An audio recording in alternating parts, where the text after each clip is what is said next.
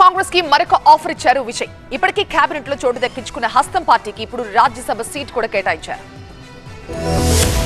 TVK ప్రభుత్వం తమ కీలక భాగస్వామ్య పార్టీ అయిన కాంగ్రెస్ కు రాజ్యసభ స్థానం కేటాయించింది. పొత్తు ధర్మాన్ని పాటిస్తూ టీవీకేతో పాటు కూటమిలోని పార్టీలు ఈ నిర్ణయం తీసుకున్నాయి. ఏఐఏడీఎంకే తరపున రాజ్యసభలో ఎంపీగా కొనసాగిన సివి షణ్ముగం ఇటీవల జరిగిన అసెంబ్లీ ఎన్నికల్లో మైలారం అసెంబ్లీ నుంచి పోటీ చేసి గెలుపొందారు. షణ్ముగం తన పదవికి మే 7న రాజీనామా చేసి ఎమ్మెల్యేగా కొనసాగుతున్నారు. ఆయన రాజీనామాతో ఖాళీ అయిన రాజ్యసభ స్థానానికి ఇప్పుడు ఉప ఎన్నిక జరగనుంది. 107 మంది సొంత ఎమ్మెల్యేలు మిత్రపక్ష మద్దతుతో టీవీకే ఈ స్థానాన్ని సులభంగా గెలుచుకోగలదు. ఈ స్థానాన్ని టీవీకేకు కాకుండా కీలక మిత్రపక్షమైన కాంగ్రెస్ కు ముఖ్యమంత్రి విజయ్ కేటాయించారు. ఈ స్థానం కేంద్ర మాజీ మంత్రి పి చిదంబరానికి అత్యంత సన్నిహితుడైన ప్రవీణ్ చక్రవర్తికి దక్కింది. ఈ సీటు సర్దుబాటు విషయమై చిదంబరం ఇటీవల సీఎం విజయ్ తో మంత్రాంగం నడిపారు. మరోవైపు మొన్నటి అసెంబ్లీ ఎన్నికల ముందు టీవీకే కాంగ్రెస్ పొత్తును ఆయన బలంగా సమర్థించారు. ఇప్పటికే కాంగ్రెస్ కు చెందిన 2 ఎమ్మెల్యేలు విజయ్ కేబినెట్ లో మంత్రులయ్యారు. ఇప్పుడు రాజ్యసభ సీటు పొందడంతో ఆ పార్టీ మరింత లాభపడినట్టయింది. ఈ కేటాయింపుతో తమిళనాడు నుంచి కాంగ్రెస్ రాజ్యసభ సభ్యుల సంఖ్య 3కు చేరనుంది. ఇప్పుడు ప్రవీణ్ చక్రవర్తి 3వ బెర్త్ కూడా కాంగ్రెస్ ఖాతాలోకి చేరబోతోంది.